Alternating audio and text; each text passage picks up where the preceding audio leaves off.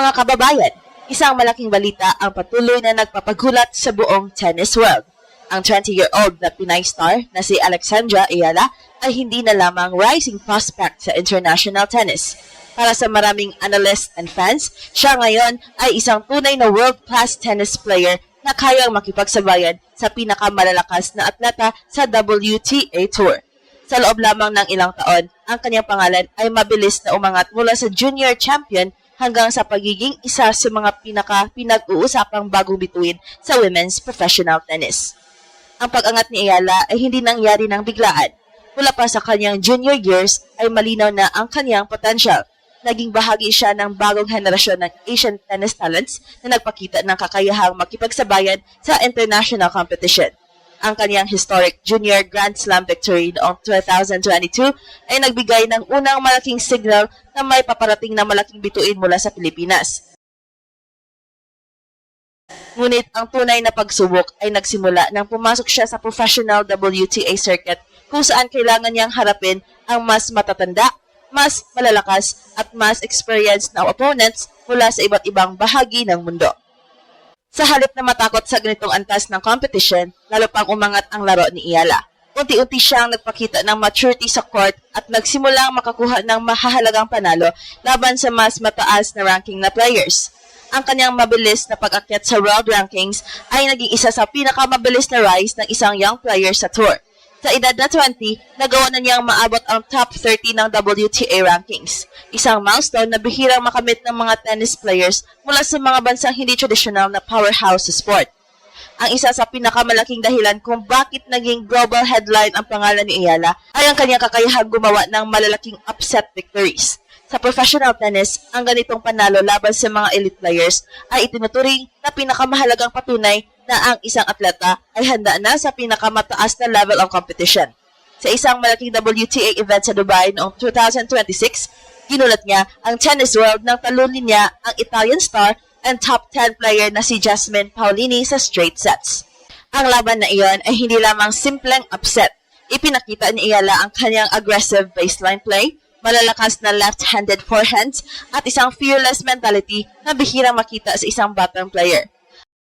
Ang ganitong klase ng laro ang dahilan kung bakit maraming observers ang nagsimulang magsabing na si Ayala ay hindi na lamang promising talent kundi isang tunay na contender. Sa modern women's tennis, kung saan napakataas ng competition, ang kakayahang manalo laban sa top 10 opponents ay isang mahalagang indikasyon na ang isang player ay handa nang makipaglaban sa elite level. Sa bawat panalo ni Ayala laban sa mas mataas ang ranking na kalaban, lalo pang lumakas ang paniniwala ng tennis community na ang batang Pinay na ito ay may kakayahang umabot sa pinakamataas na antas ng sport. Habang lumalakas ang kanyang performance sa court, kasabay din itong lumalaki ang kanyang fan base sa buong mundo. Sa bawat tournament na kanyang nilalaroan, kapansin-pansin ang suporta mula sa Filipino fans na nagmumula hindi lamang sa Pilipinas, kundi pati sa Filipino community sa Europe, Middle East, and North America. Ang kanyang tagumpay ay nagbigay ng bagong sigla sa tennis sa Pilipinas, isang sport na hindi pa gaanong kapopular kumpara sa basketball or boxing. Maraming kabataang Pilipino ang nagsimulang magkaroon ng inspirasyon na subukan ang tennis dahil sa kanyang mga achievements. Bukod sa kanyang talento sa court, malaking bahagi rin ng kanyang popularity ay nagmumula sa kanyang personality. Kilala si Ayala bilang isang disiplinado, humble, and hardworking athlete. Ang kanyang professionalism sa murang edad ay nakakuha ng respeto mula sa mga coaches, commentators at kapwa players sa WTA Tour. Sa isang sport na madalas pinamumunuan ng mga athletes mula sa Europe and North America, ang paglitaw ng isang young Filipino star ay nagbigay ng bagong kulay sa global tennis landscape. Ang kanyang development bilang player ay hinubog din ng world-class training environment sa Rafa Nadal Academy sa Spain. Isang academy na kilala sa paghubog ng mga elite tennis athletes. Sa ganitong training system, natutunan ni Ayala ang discipline, tactical intelligence, and mental toughness na kinakailangan upang magtagumpay sa professional tour. Ang mga skills na ito ay malinaw na nakikita sa kanyang playing style, lalo na sa kanyang ability na manatiling kalmado sa mga pressure moments ng malalaking laban. Habang patuloy siyang umakyat sa rankings, mas dumadami din ang mga pagkakataon na makaharap niya ang pinakamalalaking pangalan sa tennis. Sa mga elite tournaments sa Europe at sa mga paparating na Grand Slam events, lalong magiging mahalaga ang kanyang consistency and mental strength. Maraming analyst ang naniniwala na kung ipagpapatuloy niya ang kanyang kasalukuyang trajectory,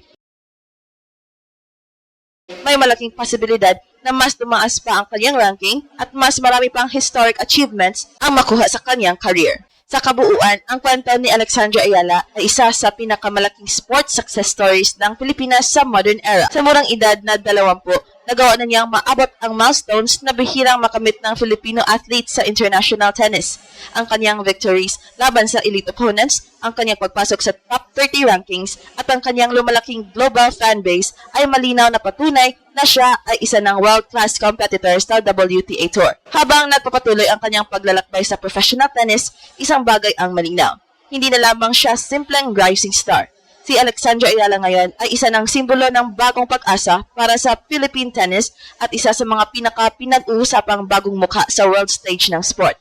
At habang patuloy na sumusubaybay ang buong mundo sa kanyang career, maraming fans ang nagtatanong kung ito na ba ang simula ng isang bagong global tennis superstar mula sa Pilipinas. Kung pagbabasehan ang kanyang mabilis na pag-angat, ang kanyang fearless playing style at ang kanyang dedikasyon sa sport, hindi malayong ang pangalan ni Alexandra Ayala ay patuloy pang marinig sa pinakamalalaking tennis court sa mundo sa mga susunod na taon. Dagdag pa sa kanyang kasalukuyang momentum, mahalagang tingnan kung bakit lalo pang tumitibay ang argumento na si Alexandra Ayala ay isa ng tunay na world-class competitor sa modern women's tennis. Sa kasalukuyang landscape ng WTA Tour, ang pinakamahirap na hamon para sa mga batang players ay ang consistency laban sa iba't ibang playing styles. Ngunit sa mga huling tournaments na sinalihan ni Ayala, malinaw na ipinapakita niya kaya niyang mag-adjust laban sa power hitters, counter-punchers, and experienced tactical players. Ang kanyang laro ay hindi lamang umaasa sa isang weapon. Sa halip, nakikita ang balance ng kanyang baseline control, shot placement, and strategic patience sa mahahabang rallies. Isa pang mahalagang factor sa kanyang pag-angat ay ang kanyang mental composure. Sa maraming laban kung saan siya ang underdog, hindi siya nagpapakita ng takot or hesitation laban sa mas mataas ang ranking na kalaban. Sa halip, mas lumalakas ang kanyang laro kapag tumataas ang pressure. Ito ang isa sa mga katangiang karaniwang makikita sa mga elite champions ng tennis. Ang ganitong mentality ay nagbibigay sa kanya ng kakayahang gumawa ng malalaking upset at makipagsabayan sa pinakamataas na level ng competition. Kung magpapatuloy ang ganitong trajectory ng kanyang development, malaki ang posibilidad na mas lalo pang umangat ang kanyang ranking sa mga susunod na seasons. Sa edad na 20, si Alexandra Ayala ay nasa yugto pa lamang ng kanyang career kung saan patuloy pang lalakas ang kanyang physical strength, tactical maturity, and match experience. Dahil dito, maraming observers ang naniniwala na ang kanyang kasalukuyang success ay maaaring simula pa lamang ng mas malalaking achievements sa world tennis stage. At ito ang Express Info kung saan bawat kwento ginulat ang mundo. Don't forget to like and subscribe.